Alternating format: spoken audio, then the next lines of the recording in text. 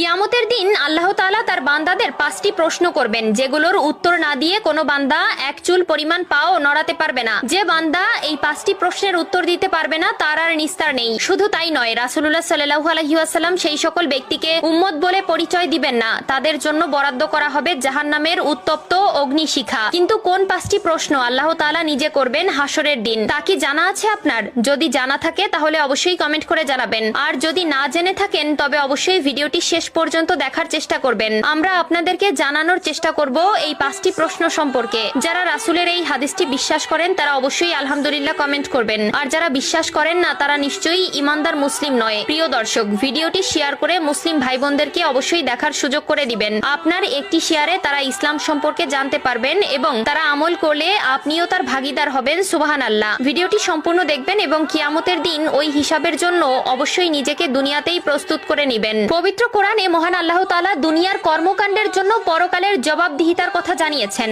এছাড়াও রাসূলুল্লাহ সাল্লাল্লাহু আলাইহি ওয়াসাল্লাম বলেছেন, কিয়ামতের দিন এই 5টি প্রশ্নের জবাব না দিয়ে তারা আল্লাহর সামনে থেকে সরতে পারবে না। স্বয়ং আল্লাহ তাআলা নিজে তার বান্দাদের কিয়ামতের দিন যে প্রশ্ন করবে তার প্রথম প্রশ্ন হলো, জীবন কোথায় নিঃশেষ করেছো? আল্লাহ তাআলা আমাদের সুন্দর একটি জীবন দান করেছেন, যার জন্য আমরা আল্লাহর কাছে চিরকৃতজ্ঞ। আল্লাহ তাআলা আমাদের দুনিয়াতে পাঠিয়েছেন তার ইবাদত করার জন্য, তার দেখানো পথে চলার জন্য, তার আদেশ নিষেধ মেনে চলার জন্য এবং শয়তানের প্ররোচনা থেকে নিজেকে বিরত রাখতে। কিন্তু আমরা আমাদের জীবন কোন পথে অতিবাহিত করেছি তার উত্তর আল্লাহর কাছে দিতে হবে। আমরা আমাদের জীবন কেমন ভাবে কাটিয়েছি তার উত্তর না দিয়ে কোনোভাবেই নিস্তার পাওয়া যাবে না। 2 নম্বরে আল্লাহ তাআলা যে প্রশ্ন করবে তা হলো, সম্পদ কোথা থেকে উপার্জন করেছো? প্রিয় দর্শক, এই প্রশ্নের উত্তর আমাদের সকলকেই দিতে হবে। আমরা হারাম পথে নাকি হালাল পথে উপার্জন করেছি তার উত্তর না দেওয়া পর্যন্ত এক চুল পরিমাণ পাও নড়াতে পারবো না। এবং অবশ্যই সুদ, ঘুষ, চাঁদাবাজি এবং খারাপ পথে উপার্জন থেকে নিজে হালাল পথে ইনকাম করতে কষ্ট হলেও পরকালে আল্লাহ তাআলা আপনাকে শান্তির জায়গা দিবেন। 3 নম্বরে রয়েছে, তোমার উপার্জিত অর্থ কোন পথে ব্যয় করেছো?